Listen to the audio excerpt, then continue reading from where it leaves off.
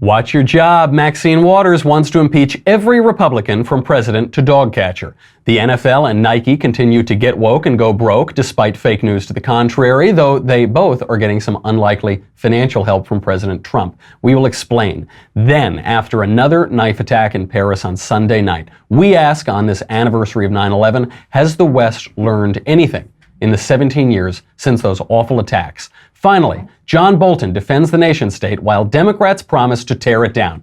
I'm Michael Knowles, and this is The Michael Knowles Show.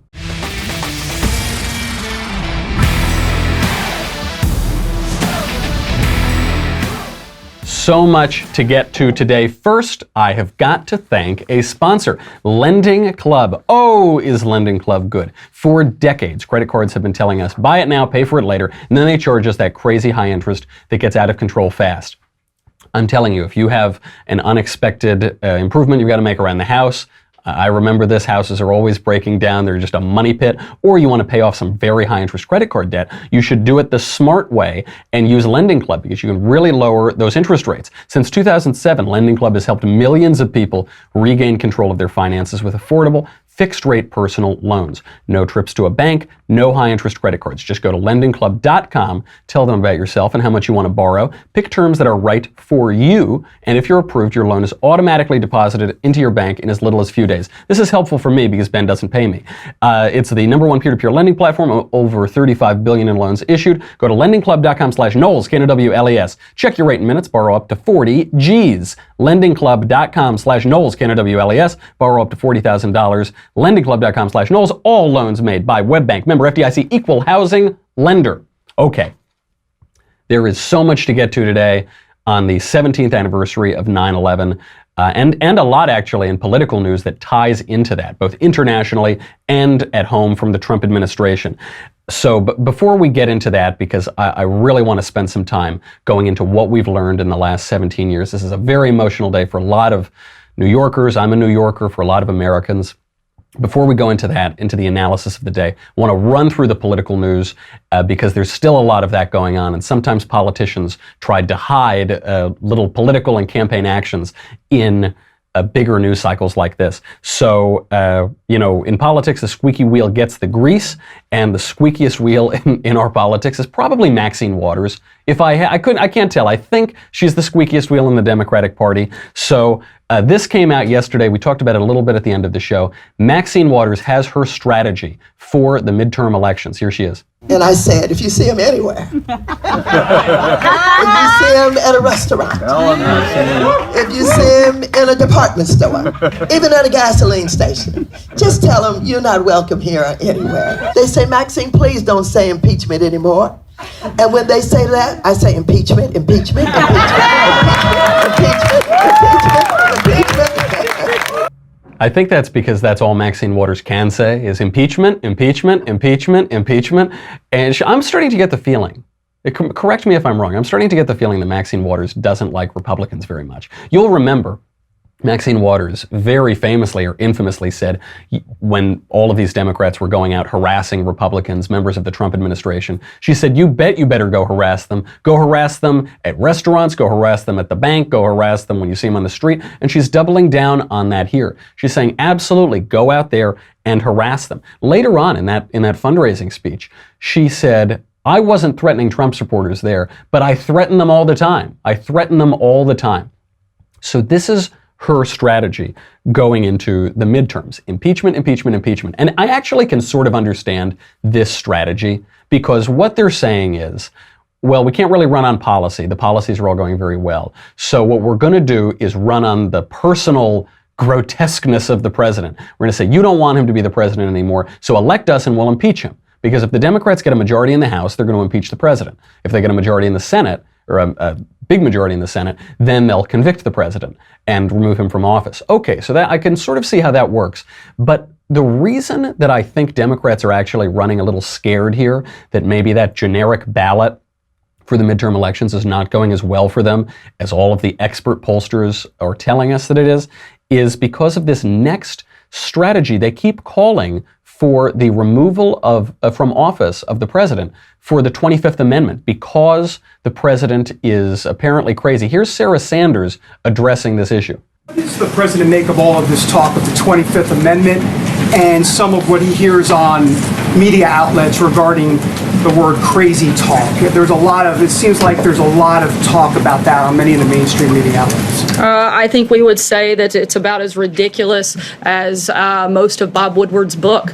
The fact that that's actually being honestly discussed is ridiculous, and frankly, it's insulting to the nearly 62 million people that came out and overwhelmingly supported this president, voted for him, supported his agenda, and are watching and cheering on as he successfully implements that agenda every single day. So the 25th Amendment is that if the president is incapacitated, physically or mentally incapacitated, you can remove him from office. And I got to ask, if the Democrats are talking about this, if they're saying we need to invoke the 25th Amendment, the Bob Woodward book, the press corps in front of Sarah Sanders, the press corps being the communications wing of the Democrat Party, if these elected Democrats are talking about this, then do they really think their electoral chances are that good? Because if I thought that I were going to win an election, then I would say, we'll get rid of him when I win the election. If I didn't think I were going to win an election, then I'd be talking about 25th Amendment. It seems to me they're tipping their hand a little bit. They're kind of showing, maybe things aren't as strong as everybody wants to pretend they are. Because, it was all of the experts in 2016 who told us Hillary's going to win. 99% chance Hillary's going to win. Polls coming out the night before, analyses of meta-analyses of polls saying it's guaranteed the Democrats are going to win. Don't even show up to vote Republicans.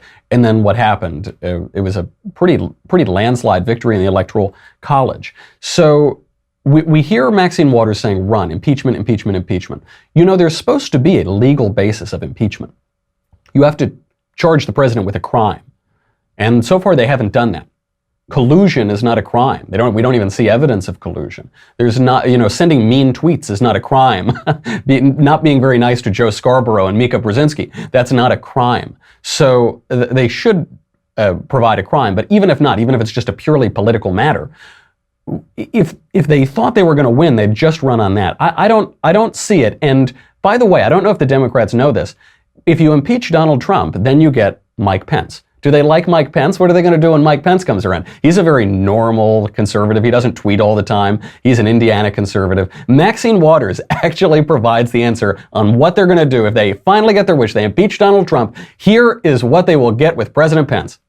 And so we have a responsibility to continue. I had a conversation here today when someone asked, but what about Pence? If you were able to impeach, Pence will be worse. And I said, look, one at a time. You knock one down, you knock one down, and then we'll be ready for Pence. We'll get him too. Yeah! We cannot be intimidated. We cannot be made to fear anybody who would undermine our ability to have a decent quality of life. Oh, they're just going to get Pence too. Okay, they're just going to get him too. Just wait your turn. No, then we'll get him too. Listen to how Maxine Waters projects here. Because what she's calling for is lawlessness. Maxine Waters has always called for lawlessness. So she said, you've got to go harass them in the street, get in their face, harass their children, harass their families. But then she says, we will not be intimidated. You're the one who's calling for people to go harass the families of elected Republicans and appointed Republicans. You're the one who's saying go out in the street, and you're the one who's saying use the mechanisms of our Constitution to remove people that we don't like from office, even if they haven't committed a crime. Just lawlessly remove the president, and then we'll remove the vice president. What are we going to accuse the vice president of? The worst thing they've been able to accuse Mike Pence of is only having dinner with his wife. The worst thing they've been able to accuse Mike Pence of is being too good a husband. It's unbelievable. And the projection is so loud at this point in the election, at this point before the midterms. She said, Maxine Waters said right there, we will not allow anybody to interfere with our good quality of life, to stop us from having a good quality of life. I live right near Maxine Waters' district. Maxine Waters has a very good quality of life. People who aren't from California maybe don't know that. Maxine Waters, so she represents South LA, Inglewood, all these pretty bad, poor neighborhoods, but she doesn't live there. Of course she doesn't live there. Maxine Waters has a pretty nice quality of life. She has a house that's worth millions of dollars. I've heard estimates up to $4.5 million, a punch above the average home price down in South LA, down in Inglewood. She has a perfectly fine quality of life, but she's always projecting this. She's saying they're intimidating us, they're preventing us from our quality of life. When the Democrats in this election are accusing the Republicans of something, you can know that they've done it in spades. You know that they've done it at a much higher rate, much more frequently. So that's what Maxine Waters and the Democrats are doing. What is Donald Trump doing? Donald Trump is doing exactly what we elected him to do. I'm not just talking about fix the economy and create jobs. I am talking about the actual reason we elected Donald Trump, which is to troll the entire left. Here is a video that Donald Trump released from his Instagram account just last night. Because some of those jobs of the past are just not going to come back. And when somebody says he's going to bring all these jobs back, well, how exactly are you going to do that? What are you going to do? What magic wand do you have? We've created more than 400,000. That's very soon going to be 600,000 manufacturing jobs. Growth during the Trump years has been much more robust. This year we should get up near 3%. That would put us about 50% above Mr. Obama's performance. The economic boom continues. It's the big story of 2018. Jobs, growth, wages. Doesn't get much better than that. More than 4 million jobs created since the election. Wages are growing at the fastest pace in nearly a decade. More Americans are now employed than ever before in the recorded history of our country. The list goes on and on. New policies are working. All right? I just love, so the video obviously is great. It's this beautiful troll. And it's defensive, by the way. It was Barack Obama who has been saying all of these things. He was saying, Donald Trump, he's just terrible. He's just, he's degrading our politics. He doesn't get credit for the economy. So what does Donald Trump do? He comes back and hits him. And I'll show why it is so important, because it highlights a true fact of our economy. But first, before we get to that, I have got to thank BattleBox, a brand new sponsor. And oh, is BattleBox terrific. BattleBox, so this is like pure guy stuff. I guess women can like it too, because they've got all this camping gear. But when I just open up this box here, and I got knives, I got fire, I got all of these really cool things that you can go out for survivalism, for camping. And most subscription boxes, they're full of samples and junk you'll never use. But BattleBox is full of solid gear for adventure seekers, survivalists, and outdoor enthusiasts. This stuff is really, really cool. BattleBox is your monthly subscription for hand-picked outdoor survival, everyday carry gear. Go to trybattlebox.com/Knowles. And you've got to pay careful attention here. trybattlebox.com/Knowles, Knowles. No E in BattleBox. Pick the box you want. They start at just $25 a month. They release a video for each new box so you can see what's coming. They've shipped over 500,000 boxes. It is great. Right now, our listeners get a free tactical knife when you sign up for your first BattleBox at trybattlebox.com/Knowles. Trybattlebox.com/Knowles. Get your first BattleBox plus a free tactical knife at trybattlebox, BattleBox.com/Knowles, KNOWLES. It is super cool. And we've just been running around the Daily Wire office with knives. So the video wouldn't have worked if President Trump didn't have the goods to back it up. But he does have the goods, so you get both aspects of it. I'm so pleased that Republicans are finally using humor again. It's been probably since Ronald Reagan, Republicans haven't really used humor at the federal level. But he's saying, look, this guy, womp womp, he told us it couldn't happen. All the experts said these jobs are gone, they're never going to come back. And the experts have a lot of opinions that often aren't true. We'll talk about that certainly when we reflect on September 11th and when we reflect on Ambassador Bolton's comments yesterday on the International Criminal Court. But just look at the economy all around us. Small business optimism is the highest since the Reagan administration. The NFIB Small Business Optimism Index is at the highest level that we have ever recorded. And it's not just going to the very tippy top of the socioeconomic ladder. It's actually affecting blue-collar jobs. This is really important. This is the first time in a long time we're seeing jobs in goods-producing industries, mining, construction, manufacturing, They grew tremendously over the past year, 3.3%. This also is the best rate since 1984, since the Reagan administration. They told us if President Trump were elected, the economy would implode, that the markets would crash, the jobs are all gone. They're not coming back. They're not coming back, Donald. But they are. They're growing and growing, and that is a great thing, which makes me think from the mouth of Nancy Pelosi herself that Democrats in their heart of hearts actually think President Trump is going to win. They actually think that he's going to survive, because Nancy Pelosi gave her party some hope within the last few days. She said, oh, we need some new blood. We need some new blood. But there was an important caveat. Nancy, take it away. I do agree that it's time for new blood and we should move on. And if Hillary Clinton had won and the Affordable Care Act was protected, I feel very proprietary about that. I was happy to go my way. We didn't know who would come forward, but that's up to the caucus. They give me the honor of serving, and it's up to them to choose who it comes next. But to have no woman at the table and to have the Affordable Care Act at risk, I said, as long as he's here, I'm here. You catch that? As long as he's here, I'm here. Sounds like Nancy is betting on President Trump being here for a while, because that is her play right now. She's saying, as long as he's here, I'm here. She needs a foil. The Democrats need a foil. The American people want the TV show to keep going on. So they can talk a good talk. He's out. The generic poll, impeachment. I think that the Democrats are betting on Donald Trump staying in office for a long time. And speaking of bad Democrat plays in recent weeks, they've somehow managed to turn against the American flag. This is true we see this especially in the National Football League, but we see it throughout corporate America, and we see it among Democratic candidates. So you remember, we've been talking about this NFL kneeling for the flag drama now for 2 years. And in May of this year, the NFL came out and they said, no more kneeling. No more kneeling. You can't kneel. It's creating too much distraction. The NFL ratings had been tanking. They were down 8% in 2016 when this all started. They fell 10% last year. Analysts are predicting that they'll fall even more this year. So they said, okay, we've got to stop doing this in May. No more kneeling. But then the politically correct crowds, the left, came out and said, how dare you, we're going to do it, and how are you going to police this, and blah, blah, blah, blah, blah. So then in July, right after they announced the policy, in July they come out and say, well, maybe there can be kneeling. So what? They said, well, maybe we won't enforce the policy. We don't know how we're going to enforce the policy. So what you get is more and more confusion. Over the weekend, we saw this come to fruition. There were 2 people in the NFL who kneeled for the national anthem. Now that's not so bad. There are 26 teams, 13 games, I think, over the weekend. There's these 2 guys, Miami Dolphins, Kenny Stills and Albert Wilson.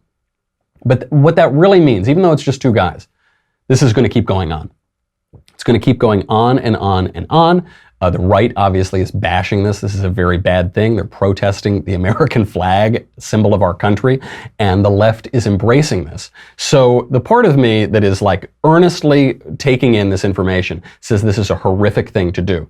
The political, cynical side, that little devil voice up there, says this is terrific news for conservatives. This is terrific news for Republicans, because we've somehow gotten the left and the Democrats to protest the American flag itself. I wonder if this whole protest wasn't just started by some slick Republican operative, Roger Stone or Paul Manafort or somebody. We have right now elected Democrats applauding the flag protest. Ayanna Pressley, running for Congress in Massachusetts, is applauding this. Beto O'Rourke in Texas, did I pronounce that wrong? Was that Beto O'Rourke? I think it's Beto O'Rourke in Texas is applauding this. The only thing that we could do that might be more effective is to get Democrats to protest apple pie. That's going to be the next one. We're going to say, for social justice, you really ought to protest apple pie. They'll say, yeah, I hate apple pie. Apple pie is the worst. Because the polls show that the Americans hate this protest. And now Nike has made this protest the face of their advertising. Colin Kaepernick is now their advertiser. There was this, after Kaepernick became the spokesman and the big image for Nike, there was a poll conducted by Morning Consult, showed that Nike's net favorability had fallen 34 points because of the move.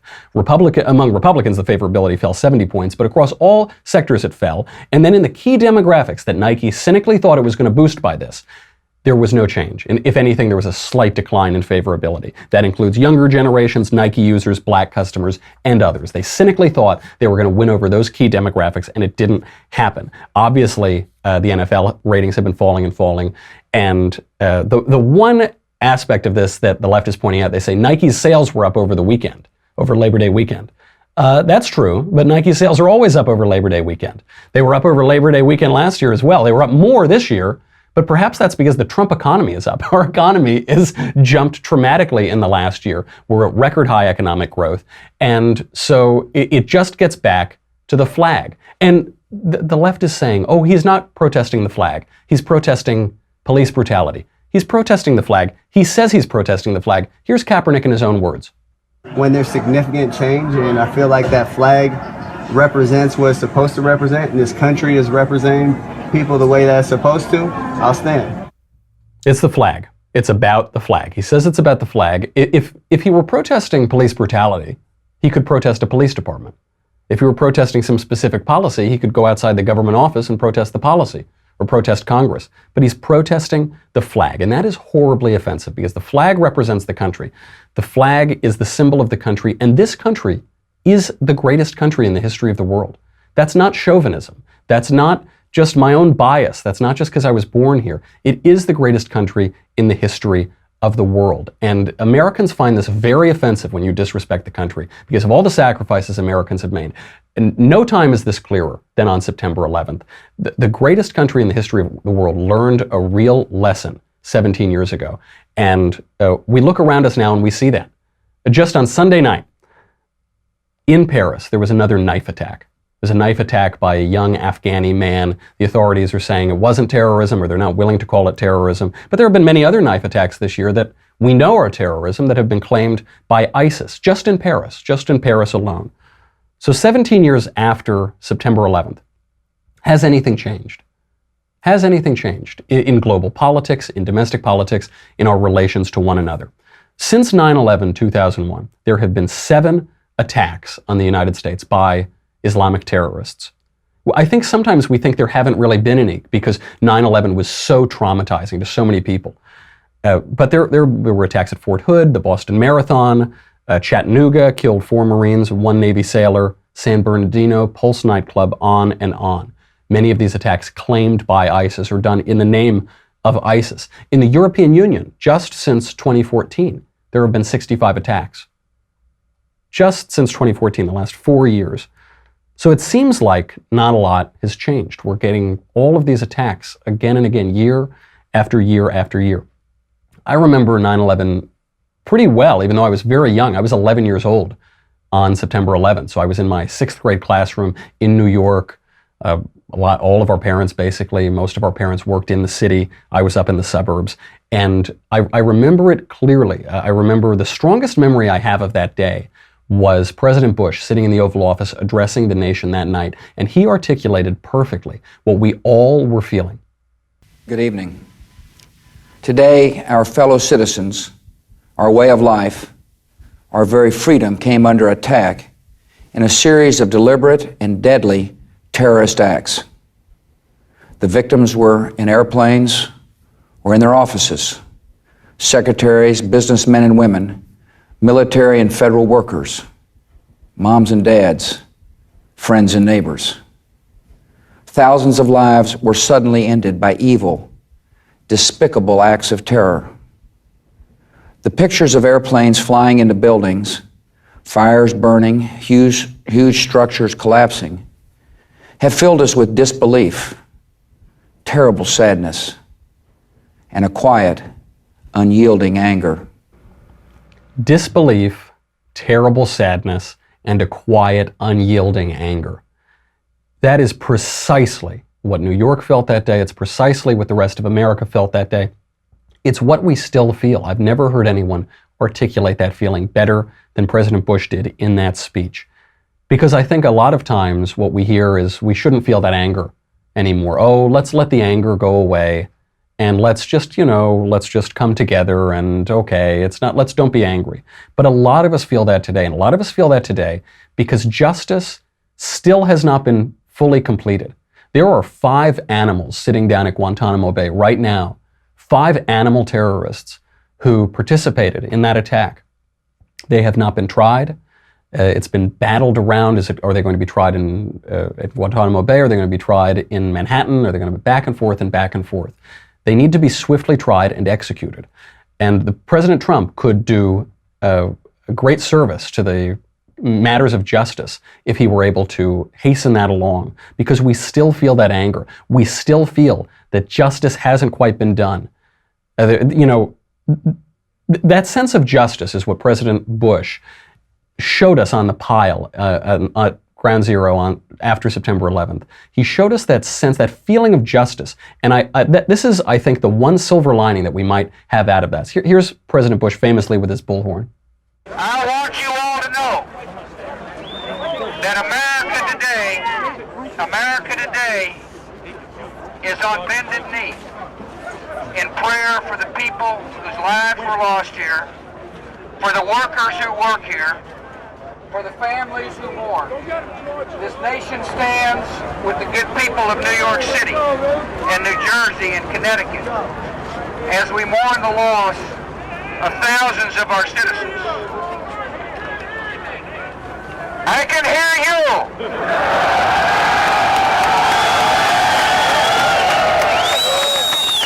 I can hear you. The rest of the world hears you. And the people who knock these buildings down will hear all of us soon. I can hear you, the rest of the world hears you, and the people who knock these buildings down, will hear from all of us soon. What a beautiful sense of justice. That's why he got those cheers that day. So we were all begging for that. We're still begging for that there is a satisfaction to that anger, that unyielding anger that we all felt. And that satisfaction will be completed in justice. That's what satisfies that anger. We were talking the other day, we were reminiscing over the September 11th attacks, some friends around here in the office, and we said, was there any silver lining to that storm cloud? Was there anything good that came out of it? Is there anything we can say, well, that's a consolation?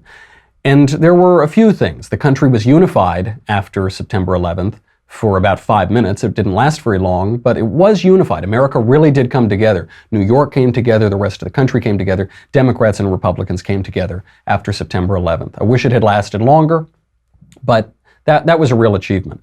The other is patriotism and sacrifice, and the great sacrifices of the heroes, not only of that day, though there were many heroes that day on September 11th, first responders, people on the airplanes. There were many heroes there, but there were many heroes afterward who enlisted, who went overseas and fought to defend our freedom. Many gave the ultimate sacrifice. Many others came back with wounds, mental and physical. That sacrifice for my freedom and yours, that's a beautiful thing that also came out of that day that we're all very grateful for. On an international political level, on the level of statecraft, is there anything good that came out of it? We look at all of these attacks that are still happening, we might think not quite, but there was something that we learned, which is the lie of globalism. And by globalism goes by many names. We hear globalism, we hear globalization, we hear the New World Order, we hear the international order, whatever. The lies of that were exposed that day. National Security Advisor John Bolton showed us that just yesterday, not coincidentally on the eve of September 11th, because he showed the American people what happened, and the rest of the world, what happens when you try to infringe on American freedom and on the sovereignty of the United States. This was the question. What is the best form of government? What is the best way to order our world? But before September 11th, 2001, we had been told from all experts across the political spectrum that history was over. History's over. The nation state is over. We're moving into a period of perpetual peace and prosperity, a new world order. We heard it in that essay from Francis Fukuyama, The End of History. He wrote, quote, "What we may be witnessing is not just the end of the Cold War or the passing of a particular period of post-war history, but the end of history as such. That is the end point of mankind's ideological evolution and the universalization of Western liberal democracy as the final form of human government. Has there been any more triumphalist, statement than that. We'll get into what that means and what we learned 17 years ago about that new, homogenous, universal state. But first, I've got to say goodbye to Facebook and YouTube. If you're on Facebook and YouTube, I'm shocked that you haven't been censored yet. Go over to dailywire.com. It is $10 a month, $100 for an annual membership. You will get me. You'll get the Andrew Klavan Show. You get the Ben Shapiro Show. You get to ask questions in the mailbag. You get to hurry up on that because the mailbag is going to be on Thursday. Most importantly, you get the Leftist Tears Tumblr. You saw Maxine Waters. You saw Colin Kaepernick. You saw Nancy Pelosi. It is filling up left and right these days. So go over there and get it. It's the only FDA-approved vessel for your delicious leftist tears. Go over there right now, and we will be right back.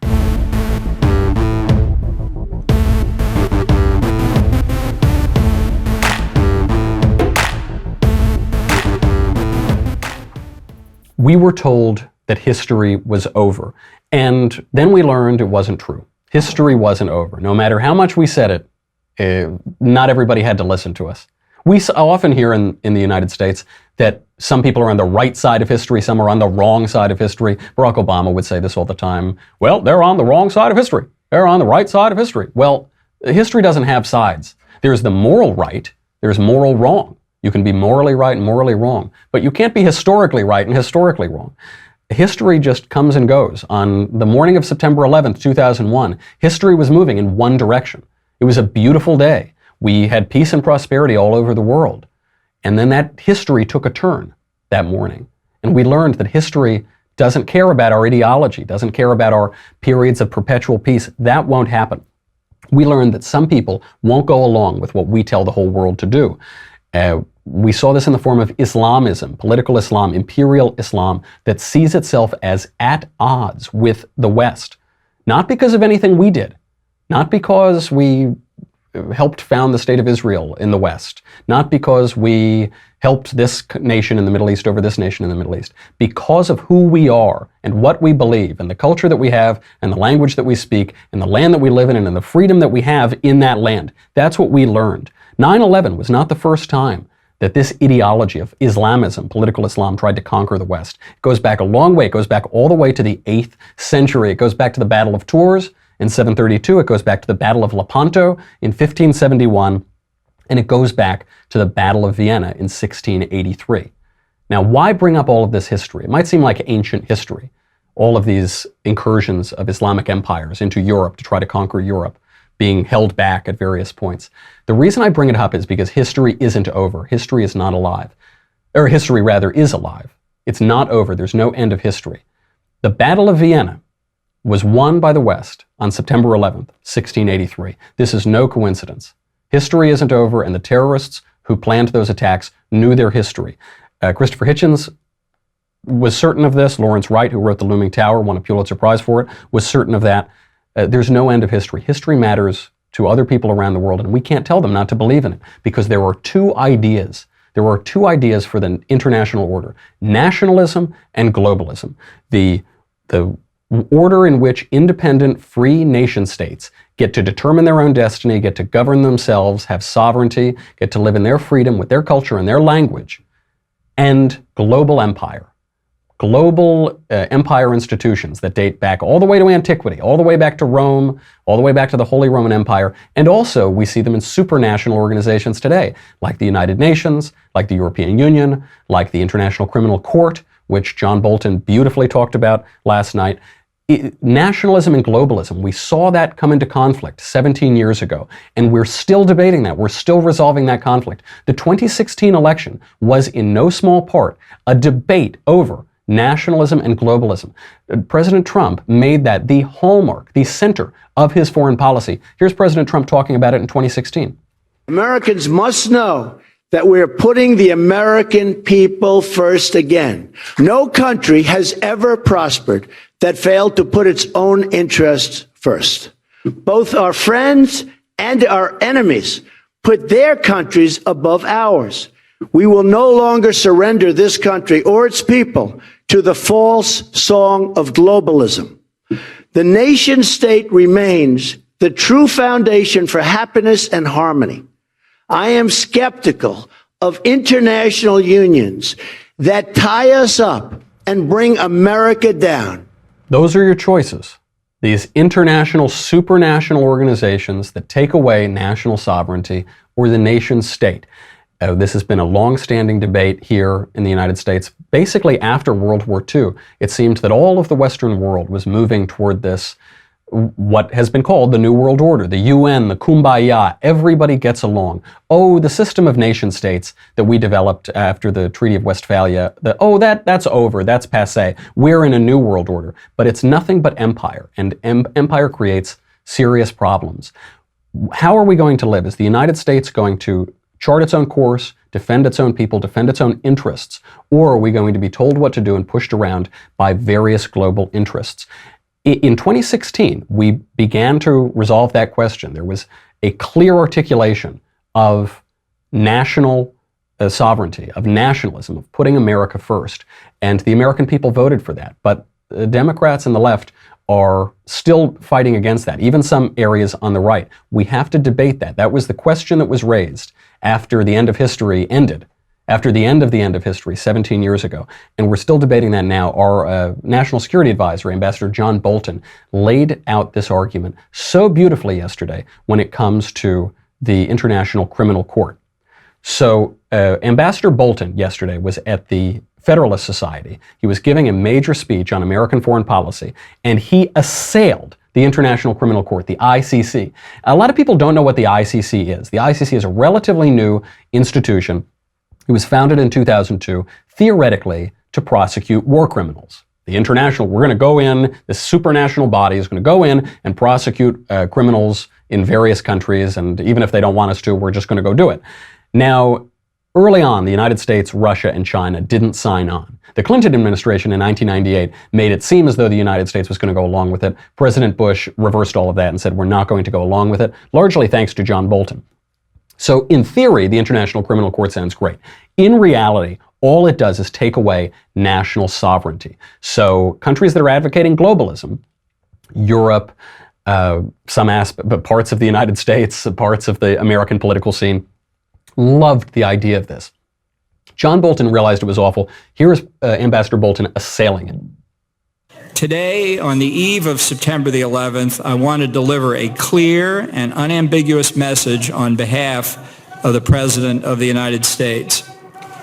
The United States will use any means necessary to protect our citizens and those of our allies from unjust prosecution by this illegitimate court. We will not cooperate with the ICC. We will provide no assistance to the ICC, and we certainly will not join the ICC. We will let the ICC die on its own. After all, for all intents and purposes, the ICC is already dead to us. Gotta love Ambassador Bolton. That man does not mince words. I think his mustache is made of titanium. I mean, that is a seriously strong hombre. So he says the ICC is already dead to us. And of course this makes sense. When you look into the particulars of it, you see how ugly it is. Are we really going to agree that the supranational body, Venezuela, the Democratic Republic of the Congo, is going to tell the United States how to order our affairs? There's no more just body on earth than the United States, than our criminal justice system. If justice is going to be served anywhere on earth, it's going to be served in the United States. We don't need other countries telling us how to do it or what to do and allowing politics to infect it and allowing it to infect our international system and international politics. One aspect of the International Criminal Court when it was founded is that people could be prosecuted for ecocide. Ecocide. What is that? That means you attack the environment. You smash a rock or something, you could be brought up on charges for the International Criminal Court. The reason that John Bolton was so precise here is because the ICC wants to go after American soldiers. They want to go after American soldiers who served in Afghanistan or Iraq, and they want to prosecute them for alleged war crimes. And we are not going to allow that to happen. Ambassador Bolton was so clear. If you come after us, we're going to sanction you. We're going to not allow you to enter the United States. This is not going to end well. And at the same time, in the same speech, he makes an announcement that the U.S. is booting out the PLO's office, the Palestinians' office in the United States. We're kicking them out because it's illegal. Here's Ambassador Bolton. The Department of State will announce the closure of the Palestine Liberation Organization office here in Washington, D.C.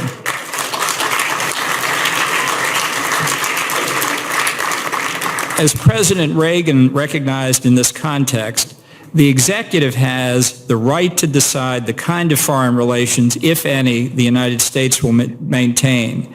And the Trump administration will not keep the office open when the Palestinians refuse to take steps to start direct and meaningful negotiations with Israel. According to a 1987 law, the PLO should never have had an office there in the first place. And now this administration is enforcing the law. So much of this administration is about enforcing the law, which is a very important thing, because as we reflect 17 years later, as we reflect and look around the world, so much of what we can do is to simply enforce the law and keep the order of nations going and to defend American national interest, because the United States is the greatest country in the history of the world. We ought to do that. We ought to be a sovereign country. People hate us because of our freedom, but we need to maintain that freedom. And if there's any silver lining, that is the silver lining of that tragic day 17 years ago. So it's so hard on September 11th because there's just no way to feel good about it. There's a silver lining to the storm cloud, but there's no way to say, yeah, but really it was all for the best. Oh, it was all for the best. You can't say that. I speak as a New Yorker and as a little kid when it happened. You felt it so viscerally in New York, and then people virtually everyone in New York knew somebody who was killed that day, or knew somebody who was killed that day, or was related to somebody, and then everyone around the country. After 9/11, even if you weren't affected directly by that attack in New York and Washington, a lot of people know servicemen who signed up to defend the country. And it's just a tough day. It's a tough day, and you've got to just sit in that, I think, and try to reflect and see if there are lessons for that, for how we move forward. But you can't put lipstick on a pig. You can't say that it's a nice thing. It was good for the. It was good, and we learned something from it, and really, it was all worth it or something in the end. It was a really awful moment for the country. There were some nice things that we can get out of suffering, but it's a suffering nonetheless. Suffering can sanctify, but it's still suffering. So to everybody who lost somebody that day, my condolences, and you'll be in our thoughts and prayers. And for people who sacrificed, went overseas, fought to defend our freedom, thank you for that, because freedom isn't free. And we'll be back tomorrow, and we'll be able to cover all the craziness in the news. In the meantime, I'm Michael Knowles. This is The Michael Knowles Show. I'll see you tomorrow.